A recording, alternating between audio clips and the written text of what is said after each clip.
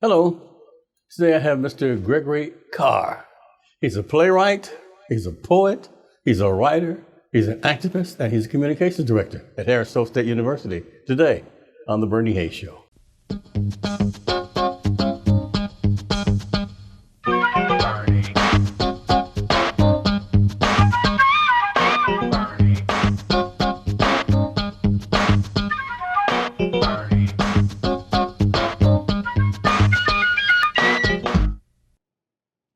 And welcome back. I'm Bernie Hayes, and my guest is Gregory Carr. Greg, how are you?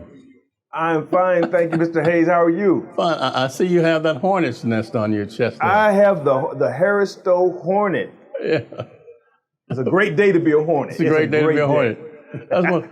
Greg, a lot of folks don't realize that there's a communication department at Harris-Stowe State University. Tell us a little bit about it and what you do there. Thank you so much for asking that question, Mr. Hayes. We have had our communication studies department at Harris-Stowe for about 3 years. This came out of a need for many of our students in the last years, last 10 years. I've been at Harris-Stowe about 16 years, and we've seen so many talented young men and women come through there who had an interest in communication studies, and we lost so many of them to other institutions. So finally we said to our administration, we are tired of losing such quality students. We're losing them to the UMSLs and the WashUs and out-of-state schools. Sure. So why don't we develop our own communication studies program? We did the specs for it. We went around town and we went to bat for it, and we finally landed it in 2018. And in 2019, we graduated our first communication studies major, and her name is Talia Richards, and she is in graduate school right now at Wow. SIUE. So we're doing great things. This is great. When the people hear about Greg Carr, they're thinking about you writing a play, or you're in a play, or you just produced a play. Greg, your name in the art world is phenomenal. So how did this community? I guess that's a good correlation and a transition to a communication department at Harris-Stowe, because your background is just so diverse. It's unbelievable. Tell us a little bit about Gregory Carr. Well, Gregory Carr, I would say I'm kind of an urbanized country boy. My folks, John Ruby Carr, they were from a little place called Henderson, Kentucky, right across the river from Evansville, Indiana. Yeah. So my dad came up from Evansville, Indiana back in 1959, following the Chrysler plant, then the Chrysler plant in Fenton. Sure. And soon afterwards, we all kind of followed suit. And so I had 3 older brothers that were born in the house that we lived in Kentucky. And then myself, my older brother Daryl and I, we were born here in St. Louis. So I came from pretty much a blue collar family, hardworking family. But I was always interested in the arts. I was always interested in performing. I guess being the youngest, I had kind of an active imagination. So when everybody was gone, I would put on my little plays. I put my little dolls and toys up together and have them acting. And then I think the one moment that came for me was I was a church boy. I grew up in the church, and my mother told me that if I thought I was too old to do the Sunday school speeches, that I needed to do something for the little kids. I said, well, I can write them a play because I don't want to do any of these speeches anymore. And she said, okay, fine. So I thought I was pretty slick. I said, don't have to do any speeches anymore. And it was a little play called Humble Thyself. And the play was so successful.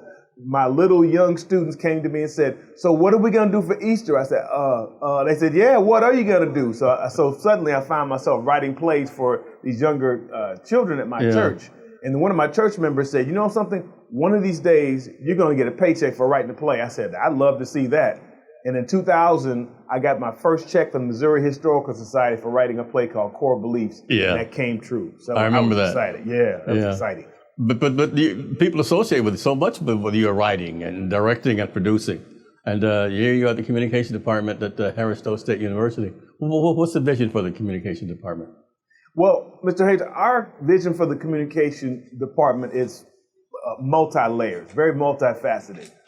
For the one thing, we've had an opportunity, we've had to reach out to the communications community as a whole, whether it's newspapers or it's radio, also recording studios. So we've had some opportunities, and We're looking at trying to get our students into internships with television studios and radio. And I think we're on the verge of a few things. I don't want to give away too many Easter eggs right now, but just know that we've actually made those connections. So our goal is to make our students marketable and employable, because there are great jobs that can be achieved with a communication studies degree. And even though it sounds kind of glamorous, communication studies, you can go any route. You can go into public relations, you can go to law school, and just a number of opportunities can exist. So we're really looking at making our students extremely marketable with this degree. Well, I'm sure that they will. You know, people listening to us right now, you're calling me Mr. Hayes. They don't know how far we go back, so please call me Bernie. All right, bro. I sure will. I just respect my elders. I always respect I know, thank you Greg, for giving me your permission. I appreciate that. And Greg, tell us about your education. You just didn't come out of high school, kid. You matriculated, haven't you? Yes, sir. So Bernie, I went from high school to I was a pretty decent football player. You know, I was okay. You know, all conference, all district, all state. You were excellent. No big deal. You were a star. Yeah. I guess you could say I could catch that football. I was also a state champion wrestler at 138, that was many years ago. Right. As well as my brother. So my brother Rodney and I are the only two state wrestling champions in the history of Brentwood High School. Wow. To this day. And so I went to William Jewell College my first year, and then I transferred to Tarkio College, where I really got bitten by the theater bug, because at that time I was a communications major. And then one day I went and auditioned for a play because I couldn't play football. I had to sit out an entire year because I transferred within the conference. And I walked into a callback, and they said, "Were you here yesterday?" I said, "Oh, yes, sir, I was here." They said, "Okay, well, go ahead and read for this part." So so the first two shows that I did Shakespeare's Romeo and Juliet and Chekhov's The Three Sisters. So what a way to start off in acting, two of the great classic writers. So shortly after I graduated from Tarkio College, I went to the University of Illinois and got my Master of Fine Arts in theater and did some amazing things there.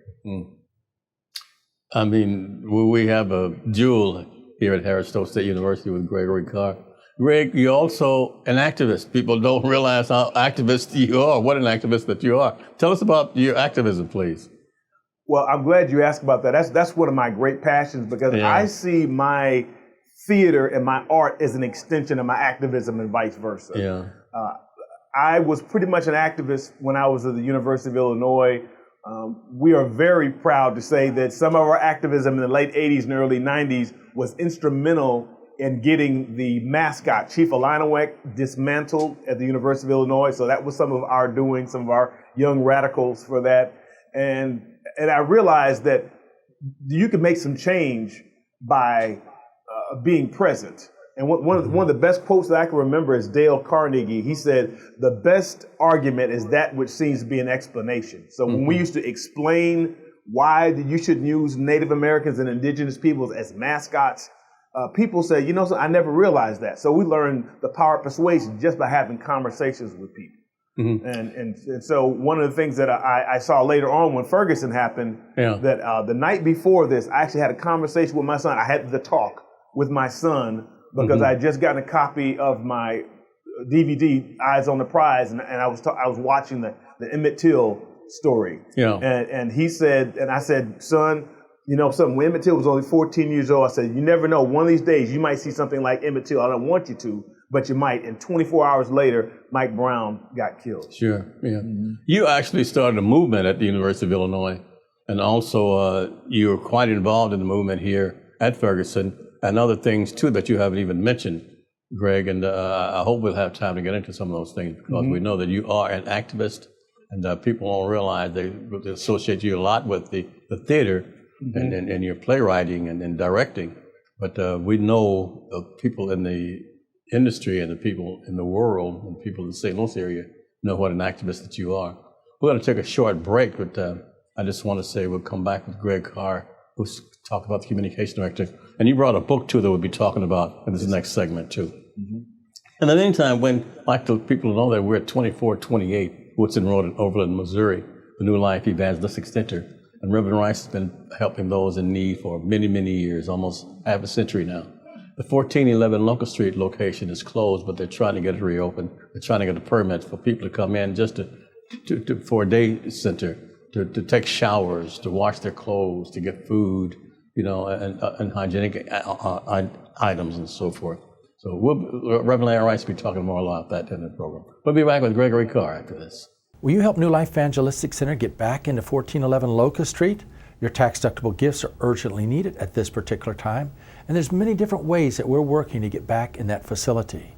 One of the ways is to continue to inform the community through the Bernie Hayes Show and other programs. And if you haven't supported the Bernie Hayes Show and the work of New Life Evangelistic Center, please do it now. It's urgently needed. Your gifts are deeply appreciated. So many homeless people are waiting to get back into 1411 Locust, and so many others need the direct help that New Life is trying to provide at this time, but is facing some real financial needs. And that's why your gift is very, very important. And to express our thankfulness for all of you that are sharing your gifts, we want to send you this special Bernie Hayes cup.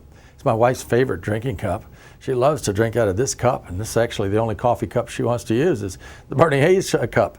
There's something very special about this cup, and we'll send it to each one of you that share a gift of $25 or more with the New Life Evangelistic Center and ask for your Bernie Hayes cup.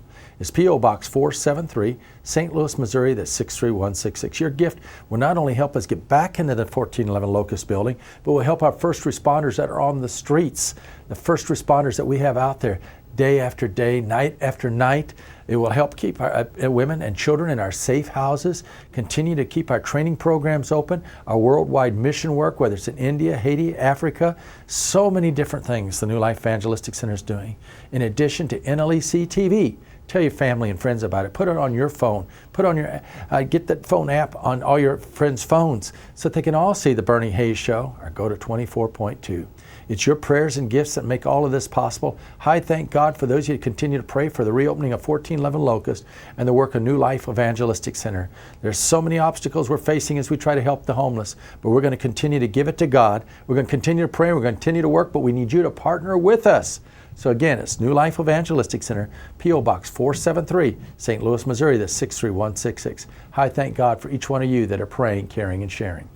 And welcome back. I'm Bernie Hayes. My guest is Greg Carr from Harris-Stowe State University. Greg, I thought you have a cup there showing the Harris-Stowe State University, don't you? I do. So you got the Hornet there, and you got the cup.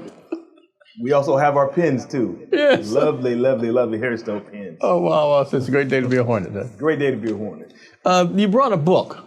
Let me see the book. What's the name of it? The name of this book is called Africana Studies, a disciplinary quest for both theory and method by James L. Connors Jr., a very noted Africana Studies scholar. And we are so pleased that we are actually instituting an Africana Studies minor, soon to be a major within the next 1 to 2 years. Wow, at Harris-Stowe. Yes, at Harris-Stowe. Wow, this is part of that outreach that everybody was talking about, that you're really, really reaching out to the community now? Yes, very, very much so. And again, we are very student-centered at Harris-Stowe State University, and one of the things that we listen to our students, and we use data too. We just don't go on emotion. We use our facts and statistics. So we did surveys, and we asked our students, what are some of the things that you were looking for out of Harris-Stowe State University, since we are at HBCU, Historically Black College University, right. And many of them expressed to us when they left Harris-Stowe, they said,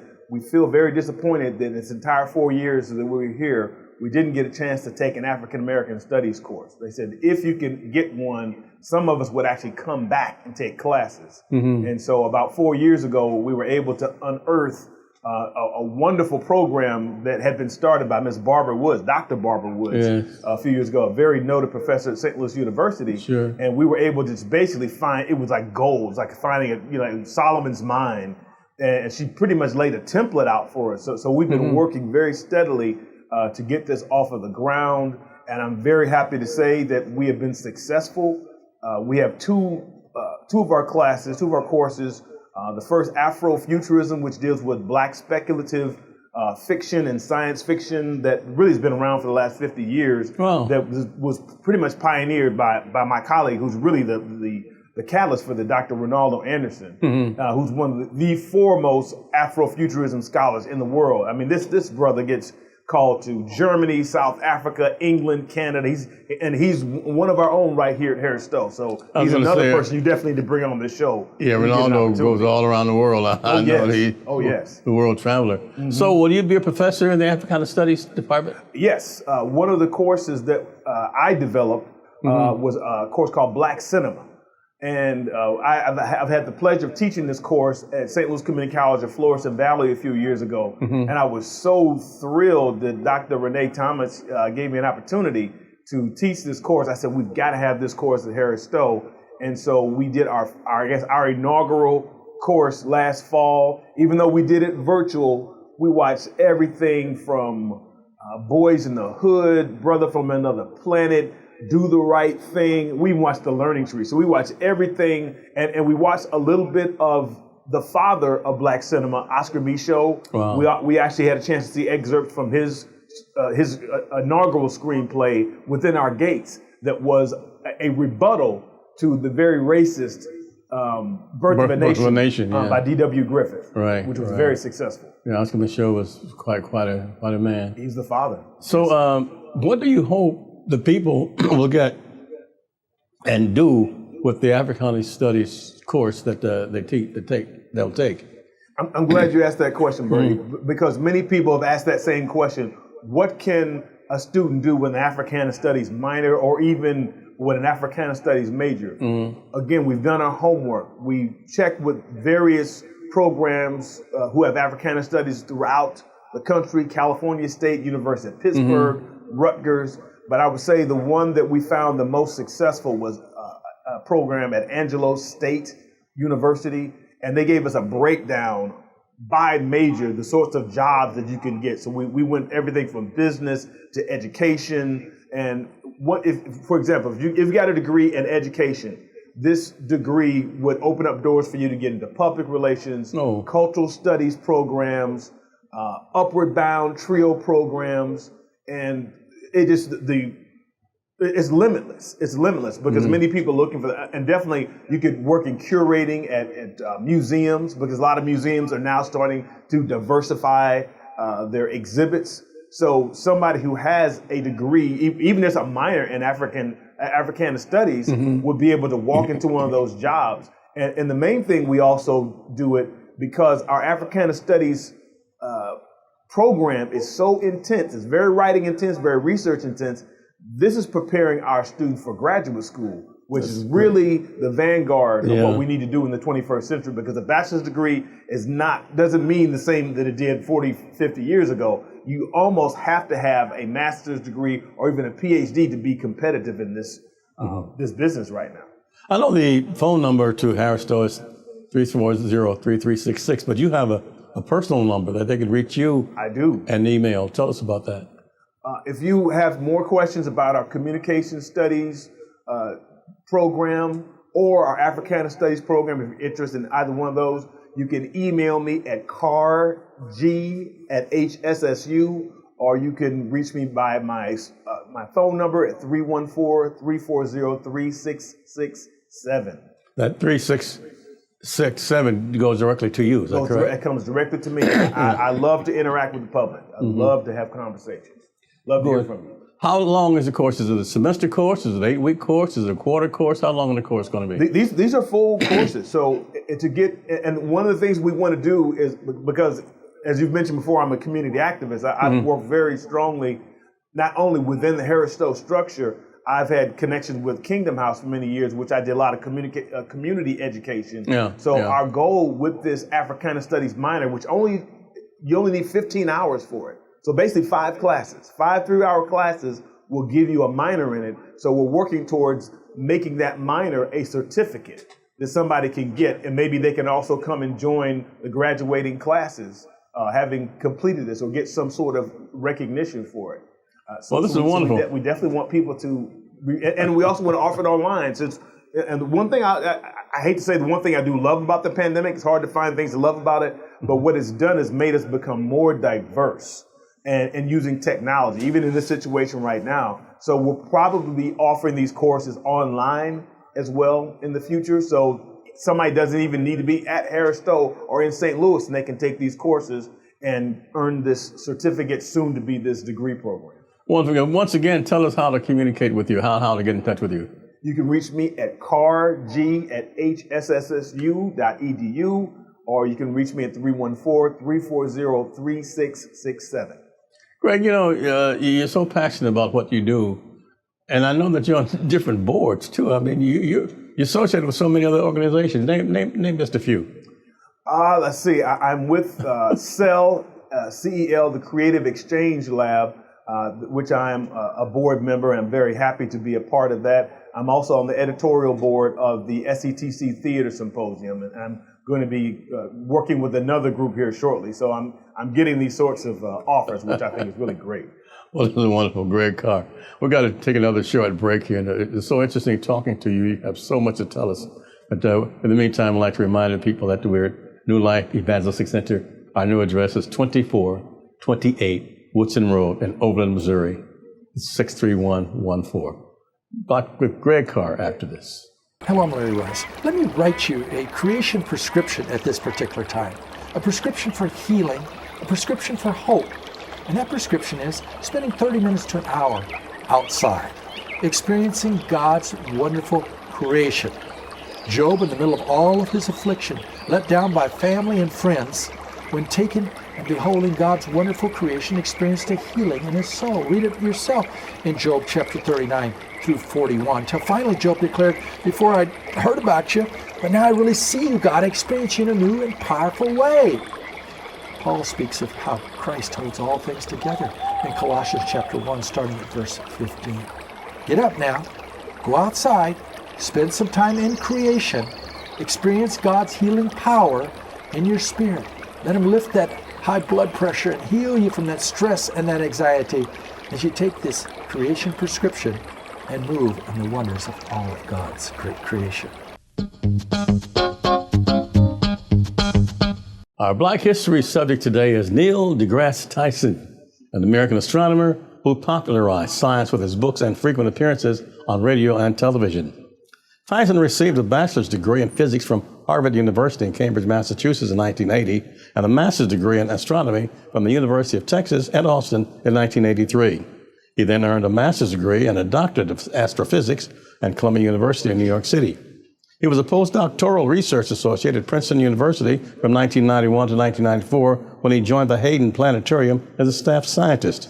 His research dealt with problems relating to galactic structure and evolution. He became acting director of the Hayden Planetarium in 1995 and director in 1996. In 2000, he wrote an autobiography, The Sky Is Not the Limit, Adventures of Urban Astrophysicist. Neil deGrasse Tyson. Now you can take NLEC-TV anywhere as you put the NLEC-TV app on your iPhone or mobile device. NLEC-TV is an innovative TV station that's on the cutting edge of community service. On NLEC-TV, you'll discover wholesome family, community, renewable energy, and inspirational programming. Those needing energy assistance, food, clothing, or freedom from the cycle of homelessness will find that plus much more on NLEC-TV. Now, you can receive NLEC-TV by going to 24.2 on your television set or putting the NLEC-TV app on your iPhone or mobile device. For further information, call 314-436-2424 or go to NLECSTL.org. That's NLECSTL.org. And welcome back. I'm Bernie Hayes. My guest is Greg Carr from Harris-Stowe State University. Gregory, Bob Dimmler, our producer and director, asked a question. Is the Africana studies limited to only African Americans? Is our Africana studies only limited to African Americans? Absolutely not.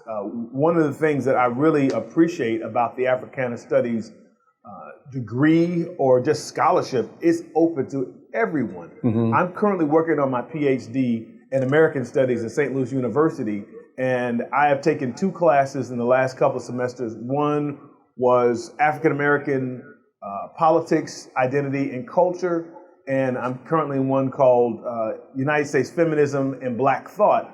And these 2 courses primarily focus on African American thought theorists, philosophers, and writers, and they're both taught by white professors. Okay. So much of this is going on. It's for everybody because we want everybody to know, because there's too much myth out there, too much misinformation. We're living in an age of misinformation and disinformation. And an Africana Studies course will deal with critical race theory, and we'll talk about the history of the transatlantic slave trade, and we will talk about it from a historical and theoretical point of view, as opposed to something you found on a Wikipedia page or something somebody told you. So the truth about the Middle Passage. Yeah.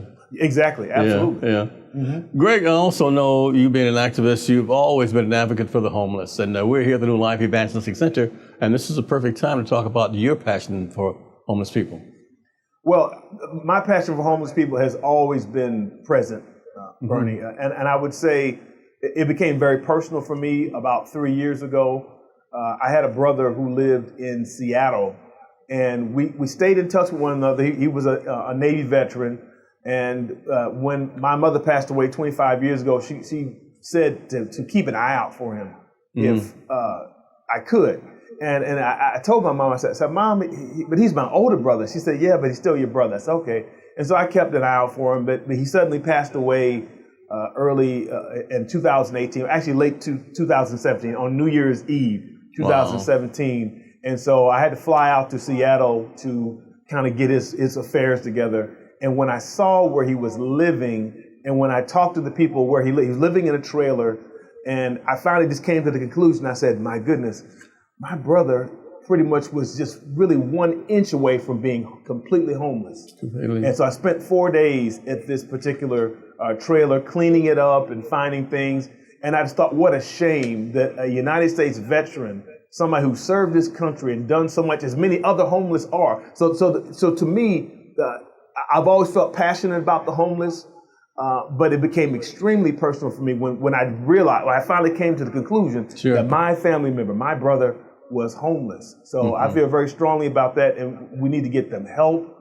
We need to get them counseling. And as you said, someplace just to get cleaned up and to feel human. We have to humanize. And I don't even like the term homeless. Right. I prefer the term unhoused. Okay.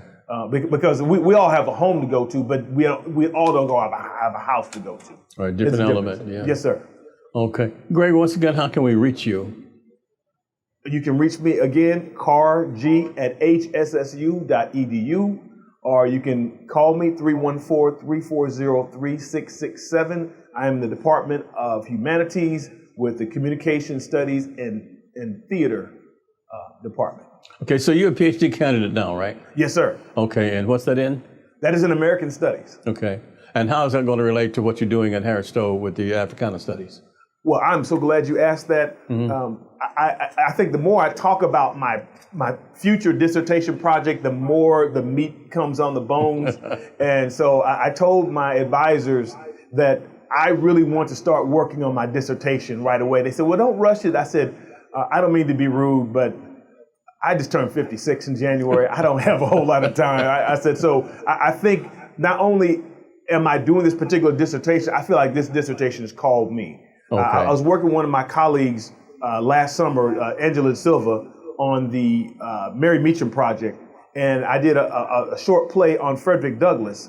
And so as I was doing this research on Frederick Douglass, I wanted to know, had Frederick Douglass ever come to St. Louis before? Okay. Turns out he did in 1869 at the library, the main branch library, Central Branch on Olive, to an integrated crowd in 1869. Okay, Greg, we got to run out of time. I'm so sorry, man. Wow. It's so interesting talking to you, always. And I just wish you all the luck in the world with the Communications Department at Harris-Stowe State University and also the Africana Studies Department. I just want to say thank you. Thank you for your activism. Thank you for your talent, for the playwright, Gregory Carr, the actor, Gregory Carr, the writer, Gregory Carr, and the student, Gregory Carr, and the professor, Gregory Carr. Gregory, thank you so very much. Please come back and see us again. Thank you for having me, Bernie. It's my pleasure. And I want to thank each and every one of you also for supporting the New Life Evangelistic Center and the Bernie Hayes Show. Have a great day. I'm Bernie Hayes.